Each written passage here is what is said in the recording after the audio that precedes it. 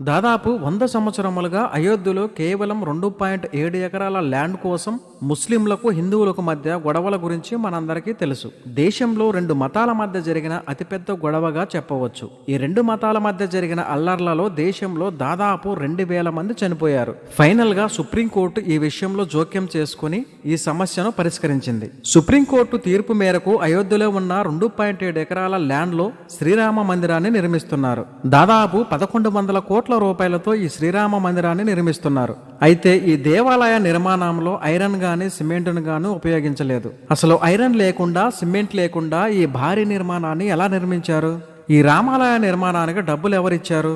ఈ దేవాలయాన్ని నిర్మించడానికి నిర్మాణ బాధ్యతలను ఏ కంపెనీకి ఇచ్చారు?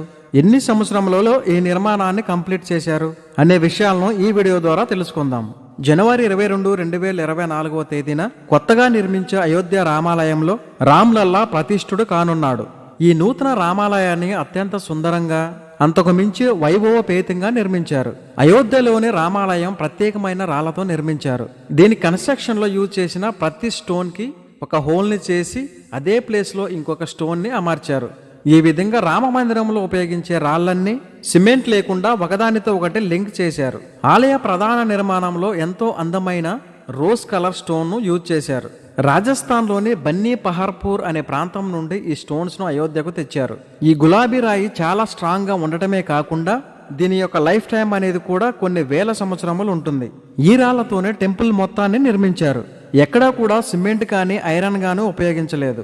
అంతేకాకుండా ఈ టెంపుల్ బేస్మెంట్ లో కూడా ఎటువంటి ఐరన్ గానీ సిమెంట్ గానీ ఉక్కును గానీ యూజ్ చేయలేదు. ఈ బేస్మెంట్ లో సిమెంట్ గానీ ఉక్కు గానీ ఐరన్ గానీ ఉపయోగించకపోవడానికి కారణం ఉంది. ఈ టెంపుల్ బాధ్యతలను నిర్వహించే రామ జన్మభూమి తీర్థ క్షేత్ర ట్రస్ట్ ప్రకారం టెంపుల్ పునాదుల కోసం సాయిల్ టెస్టులు చేసినప్పుడు ఆ ప్లేస్ లో వదులుగా ఉన్న ఇసుక మాత్రమే ఉందని, అది పునాదికి ఏమాత్రం అనువైనది కాదని తేలిందన్నారు. దీంతో రంగంలోకి దిగిన ఆలయ నిర్మాణ పనులు చేపట్టిన L&T company IIT Delhi, Guwahati, Chennai, Roorkee, Bombay, central building research institute సైంటిస్టులు అందరూ కలిసి నేషనల్ జియో ఫిజికల్ సర్వే పరిశోధనా సంస్థల టాప్ డైరెక్టర్ల హెల్ప్ తీసుకున్నారు. 2020లో ఈ అంశం పైన నిపుణుల మధ్య డిస్కషన్ జరిగింది. దీని తర్వాత అయోధ్యలోని ఆలయ భూమిలో 14 మీటర్ల లోతు వరకు ఇసుకను తొలగించారు. దీని తర్వాత బేస్మెంట్ కోసం రాళ్లను సిద్ధం చేయడానికి ఖాళీ ప్లేస్ లో రోల్డ్ కాంపాక్ట్ కాంక్రీట్ అనే వన్ టైప్ ఆఫ్ కాంక్రీట్ మిశ్రమాన్ని 56 లేయర్స్ తో ఫిల్ చేశారు. ఈ కాంక్రీట్ అనేది తర్వాత రాయిగా మారిపోతుంది. ఐరన్ ని యూజ్ చేయకుండా టెంపుల్ బేస్మెంట్ లో ఈ ప్రత్యేక కాంక్రీట్ ను ఉపయోగించారు. ఈ విధంగా ఆలయ పునాదిని ఇనుము సిమెంటు లేకుండా నిర్మించారు.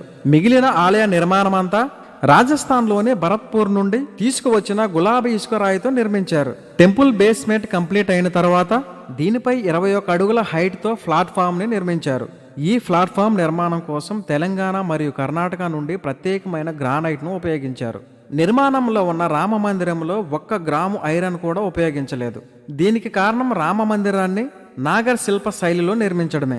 ఈ నాగర్ శైలిలో నిర్మించే కట్టడాలన్నీ కూడా ఐరన్ గాని సిమెంట్ గాని ఉపయోగించరు. నార్త్ ఇండియాలో ఎంతో ఆదరణ పొందిన శిల్ప శైలిలో నాగర శిల్ప శైలి అనేది ఒకటి. ఖజరహో, సోమనాథ్, కోనార్క్ సూర్య దేవాలయాలు ఈ నాగర్ శైలి విధానంలోనే నిర్మించారు. ఇంత అద్భుతమైన అందమైన రామాలయ నిర్మాణానికి దేశంలోని 11 కోట్ల మంది విరాళాల రూపంలో చందాలు ఇచ్చారు. రామ మందిర నిర్మాణం కోసం 900 కోట్లు ఖర్చు అవుతుందని ఈ ఆలయ ట్రస్ట్ అంచనా వేసింది. కానీ 2023 డిసెంబర్ మంత్ ఎండింగ్ వరకు 5,000 కోట్ల రూపాయలకు పైగా ఫండ్స్ రూపంలో కలెక్ట్ అయింది.